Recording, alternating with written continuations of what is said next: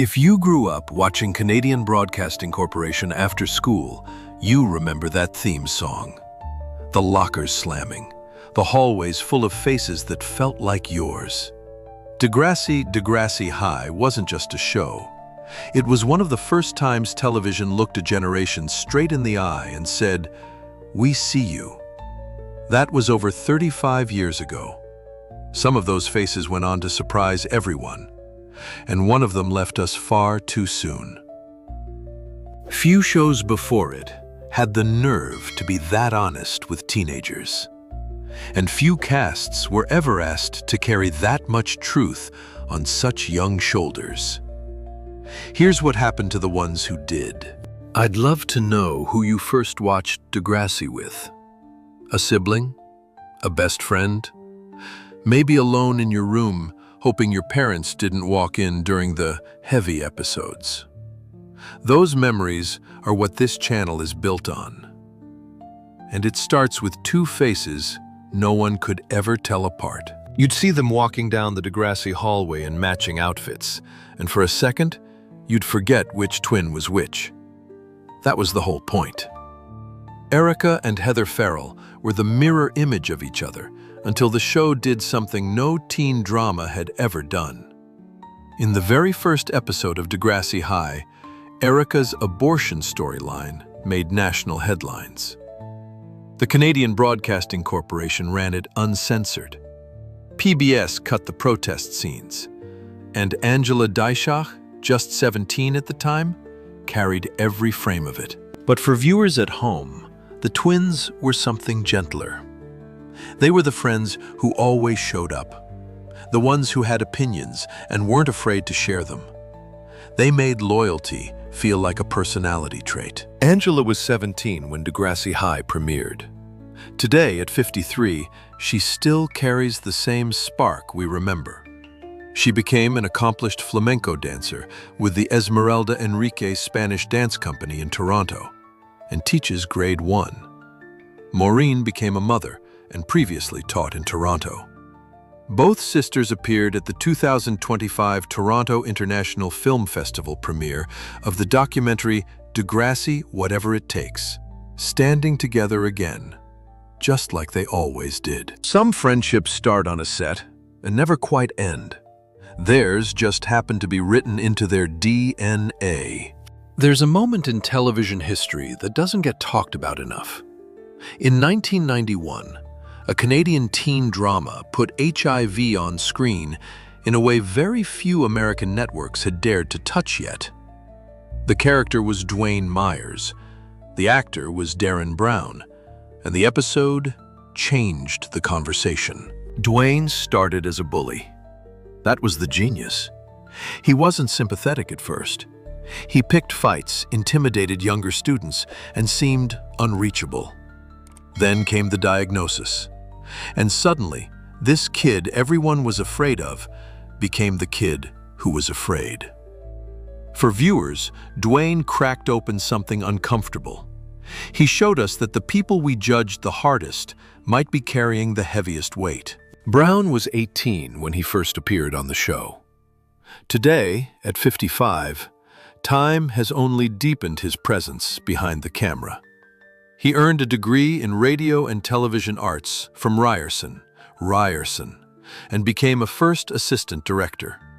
His credits include Bad Boys for Life, Old, The Lost City, and Cinderella Man. He's a member of both the Directors Guild of America and the Directors Guild of Canada. In 2025, he returned to the convention circuit at Niagara Falls Comic Con, sitting on Degrassi reunion panels alongside old friends. The bully who made a generation reconsider judgment went on to build a career shaping how stories get told. Here's a story most fans don't know. The girl who played Kathleen Meade never planned to be an actress. She was 13, saw a casting notice in the Toronto Sun, and showed up in a pink cable-knit sweater. The producers didn't give her the part she auditioned for. They liked her so much, they created a new character instead. She was just 13 when she saw the casting notice in the Toronto Sun. exactly as she shared in her 2018 CBC interview. Kathleen was the friend who said the uncomfortable thing out loud. She was judgmental, stubborn, sometimes hard to like. And that's exactly why she mattered. She wasn't there to be loved. She was there to be real. For viewers dealing with similar sharp edges in their own friendships, she made it okay to be complicated. After Degrassi ended, Rebecca didn't chase Hollywood. She chased a Doctor of Philosophy degree. Today, Dr. Rebecca Haines-Saah is a researcher at the University of Calgary, studying youth substance use and mental health. The woman who played a teenager experimenting with drugs on screen grew up to become one of Alberta's leading academic voices on cannabis policy. She also teaches a Gender and Health Issues course at the University of British Columbia.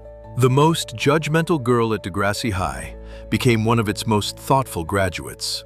But her story isn't the only one that took an unexpected turn. There are more faces coming. Some stayed in front of the camera. Others found a completely different stage. If you loved Yick, you probably didn't know his real story. Siluck Saysanasi was born in Vientiane, Laos. His family fled the country as refugees survived a camp in Thailand and arrived in Canada when he was 6 years old. He was the youngest of 9 children. For a generation of viewers, Yick was the kid figuring it out, trying to fit in, trying to be cool, trying to find where he belonged. He didn't carry big, dramatic storylines.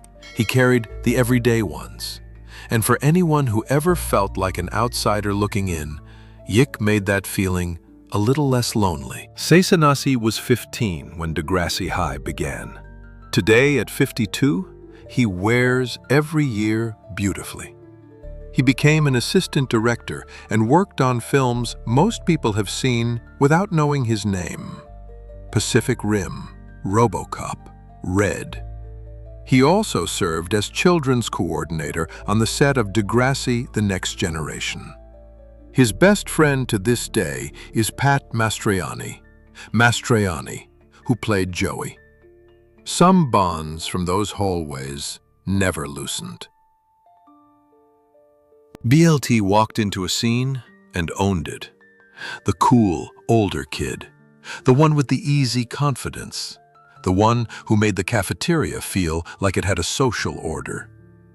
Dayo Ade brought a magnetism to the role that the show desperately needed. Born in Lagos, Nigeria, Ade moved to Toronto as a child and auditioned for the role of BLT at 13, bringing that same cool energy when he appeared on screen. Today at 53, he radiates the same energy decades later. Ade built a career that spans 4 decades. He guest starred on Lost, Scrubs, Alias, Star Trek Enterprise, and Charmed. He had recurring roles on the Canadian Broadcasting Corporation's Workin' Moms and the CBS sitcom Bob Hart's Abishola. In 2021, he won the Borsos Competition Award at the Whistler Film Festival for his performance in Cinema of Sleep. Now, based in Los Angeles, he also teaches acting. He appeared in the 2025 documentary Degrassi, Whatever It Takes, speaking candidly about the experience. The coolest kid at Degrassi grew up to earn every bit of that confidence. If any of these faces are taking you back, I'm right there with you. This one's been a journey.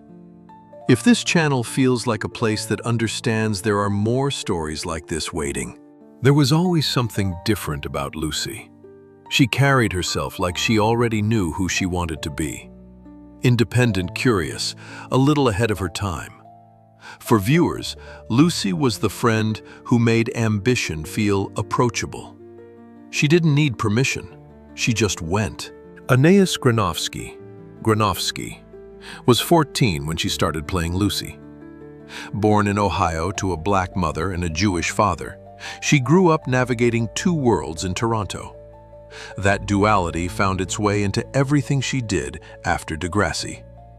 She attended New York University, earned a degree in filmmaking, and co-founded her production company, Have Mercy Pictures, in 1999. She wrote, directed, and starred in On Their Knees, which won Best Film at the Real Black Awards in 2001. She directed The Limb Salesman and episodes of Degrassi, The Next Generation, and Da Kink in My Hair. Today, at 53, she's more striking now than ever. She won the 2022 Ontario Speakers Book Award for her memoir, exploring growing up between those two worlds. She's an actress, director, producer, and published author. Lucy always wanted to tell stories. Anais just found a bigger camera. Close your eyes for a second. You can see the hair. Tall, spiked, unmistakable. Before you even knew her name, you knew Spike. She was the silhouette in the hallway that changed the entire energy of a scene. Amanda Stepto. Stepto was 16 when she auditioned with that hair. Her parents begged her to change it.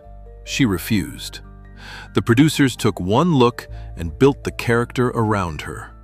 Spike's teenage pregnancy storyline became one of the most talked about moments in Canadian television. Families watched. Schools debated. The British Broadcasting Corporation pulled episodes, and Amanda, with no previous acting experience, held every bit of it together. For viewers, Spike wasn't just a storyline. She was the reminder that life doesn't wait for you to be ready. She showed a generation that you could be young, scared, and still stand up. Stepto was 20 when Degrassi High wrapped in early 1991. Today, at 55, she's aging with incredible grace. She left acting in the 1990s, studied at the University of Toronto, became a DJ alongside her close friend Stacie Mistysyn, and stepped away from the spotlight entirely. She returned briefly for Degrassi: The Next Generation, then retired from acting in 2010. In September 2025, she stood at the Toronto International Film Festival watching the Degrassi documentary premiere and said watching it was quite emotional. She never needed the camera. She just happened to be unforgettable in front of one. Two more faces from those hallways are still ahead. One of them never left Degrassi. The other one is one of the biggest reasons so many of us kept watching. What made Caitlin Ryan special? She cared too much. She felt everything. She was the girl who wrote letters to the editor and started petitions and believed that if she pushed hard enough, something might actually change.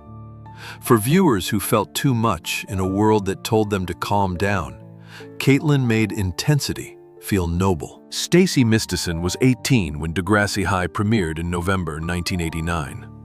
She won a Gemini Award in 1989 for her performance on Degrassi Junior High, the youngest actress ever nominated in the category at the time. She returned for Degrassi: The Next Generation, bridging two generations of the franchise. Today, at 54, she carries her story in every step. After years away from acting, Mistysyn reinvented herself as a certified fitness coach and menopause fitness specialist. In 2025, she collaborated with Ontario Shores Centre for Mental Health Sciences on podcast episodes about finding glimmers of light in dark moments. She appeared in the film Charlie Tango in 2024 and in the Degrassi Whatever It Takes documentary in 2025. She's married to actor James Galanders and is a mother of two. Caitlin always believed things could get better. Stacie proved it. But there's one person we haven't talked about yet. The one who never really left those hallways. The one who grew up on camera longer than almost anyone else in the Degrassi universe. He was the tall, lanky kid in the band. Quiet, reliable. The friend who always showed up. Snake Simpson didn't shout for attention. He just stood there solid while everything swirled around him. For viewers, Snake was comfort. He was the calm center in a storm of teen drama. Stephen Brogren. Brogren was 17 when Degrassi High started. He went on to play Snake across every single Degrassi series ever made. Student, teacher, principal. In the history of the Degrassi franchise, no other actor has lived inside a single character for that long. Today at 54, he's untouched by the years in the best possible way. Brogren became an acclaimed director and producer. He won a Gemini Award in 2010 for directing. He earned 4 Primetime Emmy nominations as a producer and a Directors Guild of Canada Award in 2015 for Open Heart. He directed episodes for Netflix, Hulu, The CW, Lifetime, and Tubi. His most recent credit is the 2025 Lifetime film Dateless to Dangerous, My Son's Secret Life. He also directed and produced Holly Hobby for Hulu and Popularity Papers for the British Broadcasting Corporation Studios. The quiet kid in the band became one of the most prolific directors to come out of Canadian teen television. And it all started because he showed up to an open audition and never stopped showing up. And then there's that hat. You see the fedora and you hear the laugh. Joey Jeremiah, the kid who couldn't sit still, the kid who had a scheme for everything and a backup plan for nothing, the kid who started a band called The Zit Remedy with one song, one single ridiculous song, Everybody Wants Something. And somehow that was enough. Pat Mastroianni was 15 when he walked into that audition with no acting experience. He got the part because he was the part.